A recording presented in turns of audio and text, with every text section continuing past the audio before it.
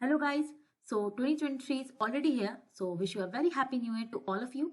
So start करते हैं video से। आज का हमारा वीडियो है 5 job opportunities after GATE chemistry के बारे में। इसमें मैं बताऊंगी कि कौन सी 5 जॉब अपॉर्चुनिटीज है जहां पे आप अप्लाई कर सकते हो गेट केमिस्ट्री के बाद। सो अगर आपको ये वीडियो पसंद आएगा then please do like the video and subscribe the channel. So let's start with the video. Guys, जब भी हम गेट देते हैं तो हमारा सबसे पहला मोटो रहता है कि हमें ओएनजीसी में जॉब चाहिए, या तो हमारा पहला जो जॉब अपॉर्चुनिटीज है वो इसी के बारे में है, ONGC, that is Oil and Natural Gas Corporation. Guys, सभी एक केमिस्ट्री ग्रेजुएट के लिए ONGC is a dream job. ONGC is a dream job for every chemistry graduate. हर किसी को ONGC एक ड्रीम की तरह लगता है, वहां जाना ड्रीम की तरह लगता है। लेकिन हम सबको पता है कि for going in ONGC we have to be in the top scorer in the GATE exam. अगर आपने गेट दिया और अगर आपको ONGC में जाना है तो आपको एटलीस्ट 30% से बिलो 30 से बिलो रैंक चाहिए for in a general category. अगर आप जनरल कैटेगरी से हो तो आपको बिलो 30 रैंक चाहिए, और अगर आप रिजर्व कैटेगरी से हो तो आपको बिलो 50 रैंक चाहिए अगर आपको ONGC में जाना है तो।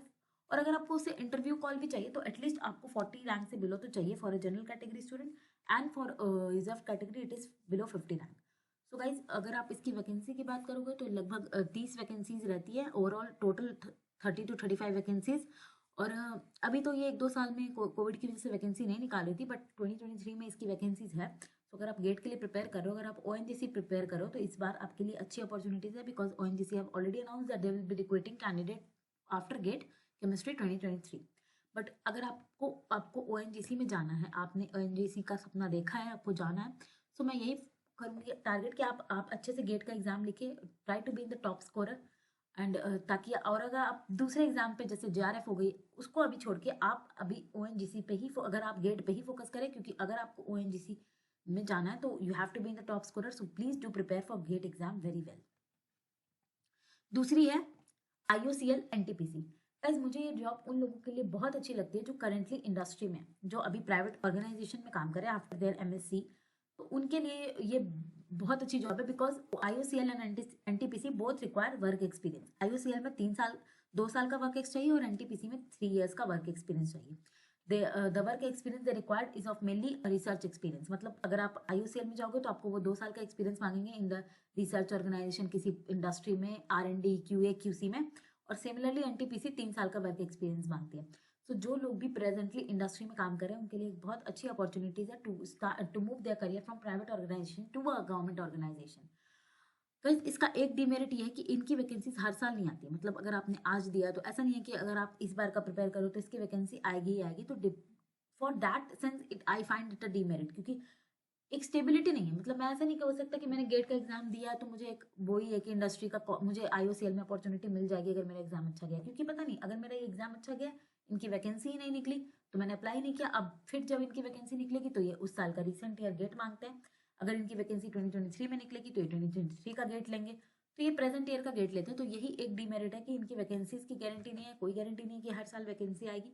बट जो लोग भी अभी इस वक्त प्रेजेंटली इंडस्ट्री में, आप अपना जॉब तो छोड़ नहीं रहे, तो अगर आप इंडस्ट्री में हो तो आप जब भी देखो इसकी वैकेंसी आए, आप उसके नियरेस्ट वाले GATE do write for the GATE exam. Guys, हम जब इंडस्ट्री में होते हैं तो हमारा पढ़ाई से एक कनेक्शन छूट जाता है, क्योंकि हमें टाइम नहीं मिलता।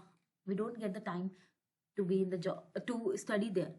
8 घंटे की हमारी जॉब होती है इंडस्ट्री में, वहाँ पे फोन्स कई जगह अलाउड नहीं होते, मोस्टली जगह फोन्स अलाउड नहीं है, तो आप पढ़ नहीं पाते अगर आपका वहाँ पे फ्री टाइम भी मिल रहा है। और अगर उसके बाद आप घर आते हो, 10 घंटे आपके जॉब में चलेगा टोटल, आने जाना ट्रैवलिंग, उसके बाद आपके पास 8 घंटे सोने को है और बचा हुआ टाइम आपके पास है। सो मोस्टली हमारा कनेक्शन पढ़ाई से छूटता जाता है जैसे जैसे हम इंडस्ट्री में जाते हैं। सो यहाँ पे आपके होने के चांसेस काफ़ी हैं अगर इनकी वैकेंसी आती है तो, क्योंकि अगर आप थोड़ी सी मेहनत कर लोगे तो आप उन लोगों से ऊपर हो जाओगे जो आपके साथ और कलीग्स हैं इंडस्ट्री में। क्योंकि आपने जो केमिस्ट्री ग्रेजुएट हैं जो अभी प्रेजेंटली केमिस्ट्री के टच में है, उनसे तो आपका कंपटीशन है ही नहीं, क्योंकि वो एलिजिबल ही नहीं है। तो आप अपने ही फील्ड के लोगों से कंपटीशन है आपका, जो आपके साथ आपके ऑर्गेनाइजेशन में है, जो किसी और ऑर्गेनाइजेशन में, जो कि प्रेजेंटली इंडस्ट्री में है या किसी रिसर्च एक्सपीरियंस में है। सो आपके लिए एक अच्छी अपॉर्चुनिटीज है, क्योंकि अगर आप थोड़ा सा उनसे एफर्ट डाल के थोड़ा बेटर परफॉर्म कर लोगे तो आपके लिए एक अच्छी अपॉर्चुनिटीज है। मेनली इसीलिए क्योंकि पढ़ाई का टच छूट जाता है जैसे जैसे हम अपनी जॉब में होते हैं, हमारा केमिस्ट्री वीक होती जाती है, क्योंकि हम अपने काम के लिए फोकस हो जाते हैं, हमें टाइम नहीं मिलता कि हम उसी तरह केमिस्ट्री के टच में रहें। सो अगर इसकी वैकेंसीज आती है तो मैं आपको यही सजेस्ट करूंगी कि आप अच्छे से उस बार का गेट एग्जाम लिखो, you right it with you prepare for it at least 2-3 months भी अगर आप दोगे, आप एक बार चीज़ों को रिवाइज करने में और प्रीवियस ईयर क्वेश्चन लगाने में, तो you can score a good marks in GATE and you can get the recruitment, you can get ahead in the recruitment process, क्योंकि कलीग्स आपके, सिर्फ आपके कलीग से आपके कॉम्पिटिटर होते हैं। जो भी लोग प्रेजेंटली ओएनजीसी के लिए कर रहे हैं या जो टॉप स्कोरर हैं, जरूरी नहीं है कि वो आपके कॉम्पिटिशन हो, because they are not have the work experience. So इसलिए ये अच्छी अपॉर्चुनिटीज है उन लोगों के लिए जो इंडस्ट्री में है, to get transfer from private sector to a public organisation. So इसलिए ओएनजीसी एनटीपीसी मुझे ठीक लगती है। एचपीसीएल भी है, विच एचपीसीएल भी है इसमें, जो कि एक्सपीरियंस ढूंढती है 2-3 सालों का। इनमें 1-2 वैकेंसीज वैसी भी आती है कि 1-2 केमिस्ट की वैकेंसी आएगी, 1-2, उसकी मैं बात नहीं कर रही हूँ, मैं इनकी बात कर रही हूँ जिसमें इनकी 20-30 वैकेंसीज आती हैं।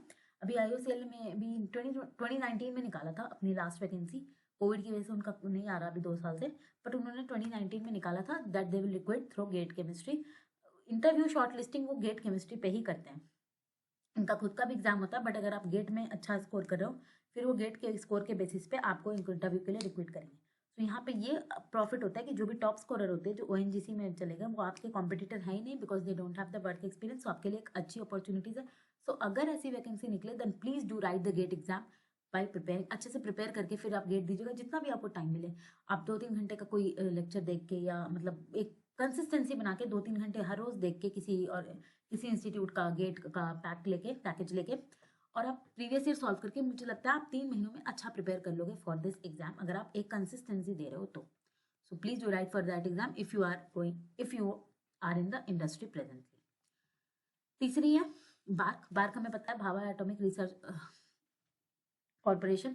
सो गाइज बार्क का ये है कि इसमें भी इसमें साइंटिस्ट के लिए या केमिस्ट के लिए वैकेंसी आ रही है फॉर, बट इसका एक खुद का एग्जाम होता है, एक ये गेट के थ्रू भी रिक्रूट करते हैं। तो अगर आप इसके खुद के एग्जाम के लिए खुद का एग्जाम प्रिपेयर करो तो बात अलग है, बट अगर आप गेट में, आपकी ओएनजीसी में नहीं हो पाया और आपका गेट, मैंने देखा है कि गेट में 55-60 रैंक वाले भी बार्क में एलिजिबल हो गए, इंटरव्यू कॉल आ गया और उन्होंने कन्वर्ट भी कर दिया है।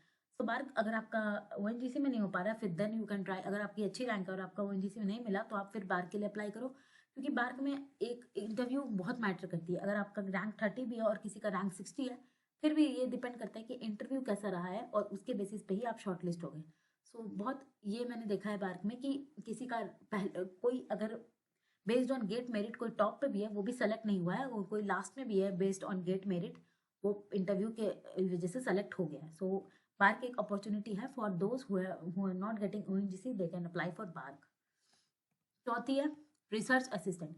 गाइस अगर आपने पीएचडी में जाना है और आपका जेआरएफ नहीं हो रहा, आपका नेट नहीं हो रहा, तो आप ट्राई करो कि आप किसी और रिसर्च असिस्टेंट की ज्वाइन कर लो, किसी आइजर में, आईआईटीज में, और आप फिर उस रिसर्च असिस्टेंट की जॉब को कन्वर्ट करा सकते हो अपनी पीएचडी में। सो अगर आपके पास गेट है तो आपके पास एक वो देते हैं कि आप गेट क्वालिफाइड या नेट क्वालिफाइड होने चाहिए और going to research assistant job. ये 1 साल की जॉब होती है।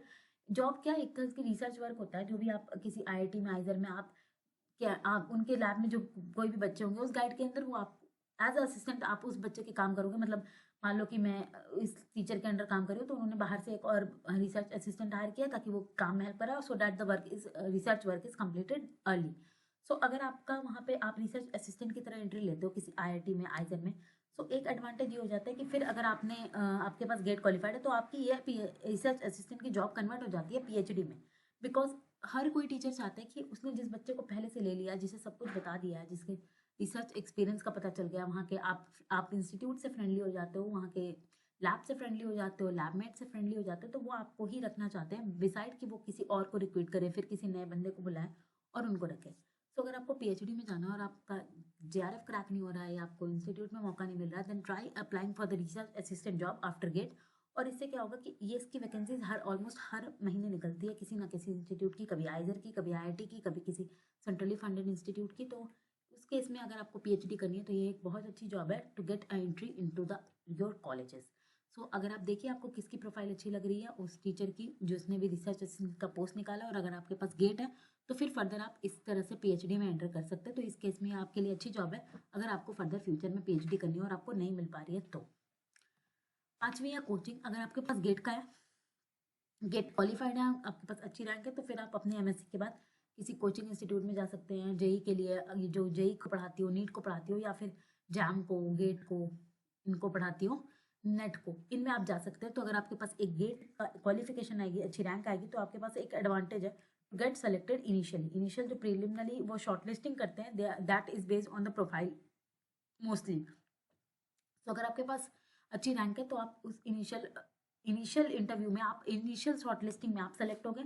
तो अगर आपको एमएससी के बाद जॉब चाहिए, अगर आपको जॉब में जाना है, तो आपके लिए एक अच्छी अपॉर्चुनिटीज है to apply to apply in any coaching. If you have great qualified status, then you can apply easily. तो अगर आप कोचिंग में पढ़ाना चाहते हैं, अगर आप एमएससी के बाद जॉब करना चाहते हैं, तो आप गेट को अच्छे से लिखिए और उसमें क्वालिफाई करिए और फिर आप कोचिंग में उसको एडवांटेज यूज कर सकते हैं। तो ये हो गई 5 जॉब जो आप गेट केमिस्ट्री के बाद कर सकते हैं।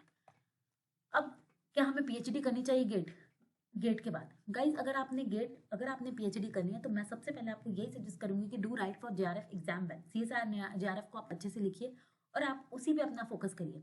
क्योंकि अगर आप एक कैंडिडेट जो कि गेट से आ रहा है और एक जो जेआरएफ से आ रहा है, they prefer to hire JRF candidate, because उनको वो फेलोशिप नहीं देनी, उनको 35,000 रुपए उनको अपने यहाँ से इंस्टीट्यूट से नहीं देने उस बच्चे को, वो अपनी स्टाइपेंड जेआरएफ सीएसआर यूजीसी से लेके आ रहा है।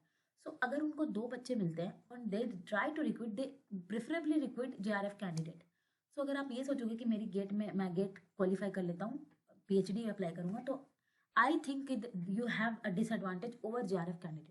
सो अगर आपको पीएचडी ही करनी है, then please do write for JRF exam. आप जेआरएफ प्रिपेयर करिए और पहले आप जेआरएफ ही लिखिए। अगर आपका नहीं हो पा रहा है, then do apply for GATE.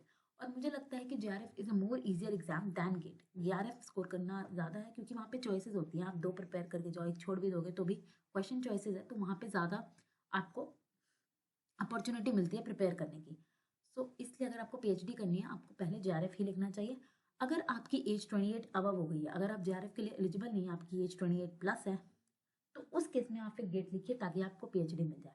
और उस केस में गेट क्वालिफाई करके आप किसी रिसर्च असिस्टेंट में अप्लाई करिए। अगर आपको इमीडिएटली पीएचडी नहीं मिल रही है, आप किसी रिसर्च असिस्टेंट में अप्लाई करिए और फिर उस रिसर्च असिस्टेंट के पोस्ट को आप कन्वर्ट कराइए अपना पीएचडी में।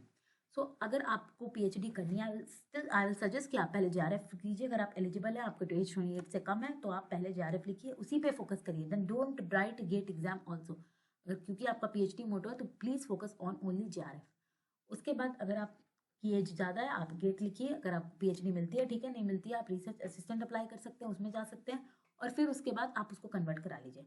अगर आप किसी ऐसे इंस्टीट्यूट से पीएचडी करें जहाँ पे फेलोशिप कम है, 8,000 है, 9,000 है, जो भी हमारा 31,000 जो गवर्नमेंट ऑफ इंडिया ने सेट कर रखा है, मतलब जो देती है नॉर्मली आईआईटीज, आइजर और सेंट्रली फंडेड इंस्टीट्यूट, उस केस में भी आपको मैं कहूँगी कि do write GATE exam, qualify for it and then apply for research assistant post और पीएचडी।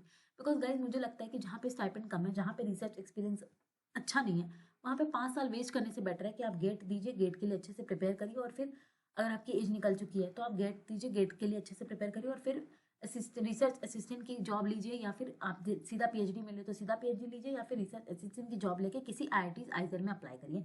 बेटर इसके कि आप 5 साल वहाँ पे वेस्ट कर रहे हैं जहाँ पे रिसर्च एक्सपीरियंस अच्छा नहीं है, स्टाइपेंड अच्छा नहीं है, क्योंकि मनी का भी एक बहुत डिफरेंस आ जाएगा अगर स्टाइपेंड अच्छा नहीं है तो। उस केस में मैं आपको कहूँगी कि उस केस में आप पीएचडी गेट के थ्रू ही अप्लाई करिए, अगर आप कहीं से और से पीएचडी ले रहे हैं जहाँ पे स्टाइपेंड कम है, जहाँ पे रिसर्च एक्सपीरियंस कम है। तो ये था आज की वीडियो के बारे में। होप आपको ये वीडियो अच्छा लगेगा। Thank you for watching the video.